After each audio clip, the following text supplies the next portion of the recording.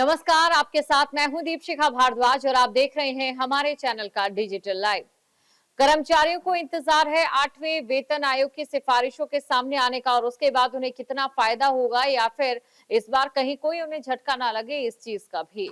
लेकिन 8वें वेतन आयोग को लेकर फिलहाल जो जानकारी सामने आई है उससे जाहिर तौर पर कर्मचारियों को थोड़ा बहुत झटका तो जरूर लगा होगा। दरअसल आपको ये बता दें कि 8वें वेतन आयोग को लेकर कर्मचारियों की ये मांग थी कि जो उनकी बेसिक सैलरी है उसमें डीए और डीआर को मिला दिया जाए, क्योंकि जितनी उनकी बेसिक सैलरी है और जितना उन्हें महंगाई भत्ता दिया जा रहा है उससे जो कर्मचारी है उन्हें कोई फायदा नहीं मिल रहा है। लेकिन वो चाहते थे कि इसे बेसिक में मिला दिया जाए और लोकसभा की कार्यवाही देखिए शुरू हो गई है और ऐसा अनुमान भी था कि 2026 तक हो सकता है कि इसे जो है वो बेसिक सैलरी में मिला दिया जाए, यानी कि डी और डीआर को बेसिक सैलरी में मिला दिया जाए और इससे जो कर्मचारी है उन्हें सीधे तौर पर फायदा हो। लेकिन अब ऐसा होता नजर नहीं आ रहा है, क्योंकि देखिए इसी से जुड़े लोकसभा में कुछ सवाल जो थे वो प्रस्तावित है और उनको लेकर क्या कुछ कहा है ये आपको बता देते हैं। केंद्रीय वित्त राज्य मंत्री पंकज चौधरी ने लोकसभा में बताया कि सरकार ने 8वें वेतन आयोग के गठन को आधिकारिक मंजूरी दे दी है और उन्होंने ये भी कहा कि फिलहाल डीए और डीआर को बेसिक पे में मिलाने की कोई योजना नहीं है। महंगाई के असर को देखते हुए डीए और डीआर की दरें एआईसीपीआई आईडब्ल्यू इंडेक्स के आधार पर हर 6 महीने में संशोधित होती रहेंगी। पहले यह अनुमान था कि 2026 में इन्हें मर्ज किया जा सकता है, लेकिन अब सरकार ने साफ कर दिया कि कर्मचारियों और पेंशनर्स को डी और डीआर पहले की तरह ही मिलता रहेगा। लेकिन ये जानना जरूरी हो जाता है कि इस समय डीए और डीआर को लेकर क्या स्थिति है। उससे पहले आपको ये भी बता देते हैं कि 8वें वेतन आयोग को लेकर एक और शंका कर्मचारियों को है, जिसको लेकर जो कर्मचारी है लगातार कई सवाल भी पूछ रहे हैं।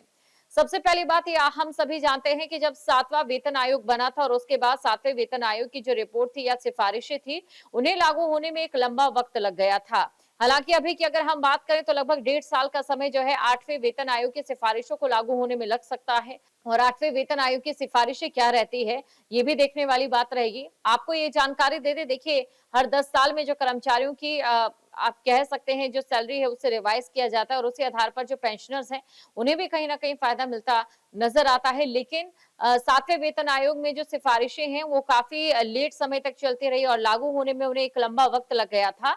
तो ऐसे में जो कर्मचारी हैं उन्हें इस बार भी हो सकता है कि काफी एक लंबा वक्त जो है वो कहीं ना कहीं देखना पड़े। 8वें वेतन आयोग की सैलरी को लेकर भी, 8वें वेतन आयोग की सिफारिशों को लागू करने को लेकर भी, और इसको लेकर भी देखिए कई तरीके के जो सवाल थे वो खड़े हो रहे थे और जो कर्मचारी है कहीं ना कहीं इस चीज को लेकर चिंता में इस समय जरूर दिखाई दे रहे हैं। और इससे पहले जब भी जो वेतन आयोग को लेकर जो चीजें या जानकारी या अधिसूचना जो है वो सामने आती थी उसको लेकर कई तरीके के सवाल ये खड़े होते थे कि अगर जो पेंशनर्स है क्या वो भी इसमें शामिल होंगे या पेंशनर्स को लेकर कोई साफ उसमें लिखा जाता था। लेकिन 8वें वेतन आयोग के गठन को लेकर अभी फिलहाल कोई भी इस प्रकार का जो सवाल है वो नजर नहीं आ रहा है और 8वें वेतन आयोग को लेकर जो लोग हैं वो चिंतित नजर आ रहे हैं कि क्या पेंशनर्स को उसमें जो फायदा है वो मिलता नजर आ सकता है या फिर नहीं। और इसी के साथ आपको ये भी बता दें कि केंद्रीय वित्त राज्य मंत्री पंकज चौधरी ने लोकसभा में बताया कि केंद्र सरकार ने 8वें केंद्रीय वेतन आयोग के गठन की अधिसूचना 3 नवंबर 2025 को जारी कर दी। इसके साथ ही ये भी स्पष्ट किया गया है कि डीए-डीआर को मूल वेतन में मिलाने का फिलहाल कोई प्रस्ताव सरकार के पास नहीं। वर्तमान में महंगाई भत्ता और महंगाई राहत का मूल वेतन पेंशन का 55% है और अक्टूबर में सरकार ने इनमें 3% की बढ़ोतरी की। डीए सरकारी कर्मचारियों और डीआर पेंशनर भोगियों को दिया जाता था। 8वें वेतन आयोग के प्रभाव की अगर हम बात करें तो देखिए 8वें वेतन आयोग की जो सिफारिशें हैं वो 50 लाख से अधिक केंद्रीय कर्मचारियों और 65 लाख से अधिक पेंशन भोगियों को प्रभावित करेंगी। ये वेतन भत्ते और पेंशन संरचना में बदल जाएगा। और इसी के साथ देखिए लोगों के मन में सवाल है कि जो 8वां वेतन आयोग है वो कब लागू होगा। तो देखिए 8वें वेतन आयोग की अगर हम बात करें 2026 से 1-2 वर्ष ही आगे खिसक सकता है, क्योंकि 7वें वेतन आयोग की बात करें तो उसमें भी हमें देरी देखने को मिली थी सिफारिशें भेजने को लेकर और साथ ही सिफारिशें लागू होने को लेकर भी एक लंबा समय रह सकता है। और वहीं देखिए टर्म्स और रेफरेंस को लेकर भी यहाँ पर विवाद है, क्योंकि उससे सीधे तौर पर जो पेंशनर्स हैं वो जुड़े हुए हैं और फिटमेंट फैक्टर को भी लेकर उम्मीद है, क्योंकि जो फिटमेंट फैक्टर है वो 1.83 से 2.46 तक हो सकता है। तो इससे कहीं ना कहीं एक राहत की उम्मीद जरूर नजर आ रही है। और इसी के साथ आपको ये भी बता दें, क्योंकि देखिए लोकसभा में ये सवाल पूछे गए हैं और लोकसभा में ये जो सवाल पूछे गए हैं इनका जो जवाब है वो भी यहाँ पर दिया गया है। अब ऐसे में देखने वाली बात ये होती है कि जो इस समय 8वें वेतन आयोग को लेकर जो सिफारिशें रहती है या फिर 8वें वेतन आयोग को लेकर क्या चीजें जो है वो सामने निकल कर आती है, क्या उससे कर्मचारियों को वाकई राहत मिलेगी या फिर राहत नहीं मिलेगी।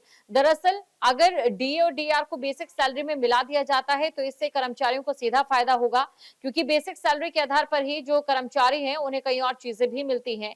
लेकिन यहाँ पर अगर बेसिक सैलरी में डीए और डीआर नहीं मिल रहा है तो जाहिर तौर पर जो कर्मचारी है उन्हें वो फायदा भी नहीं मिलेगा। हालांकि हर संभावित 6 महीने में उनका जो डीआर है और जो डीए रहने वाला है उसमें संशोधित वृद्धि जरूर होगी।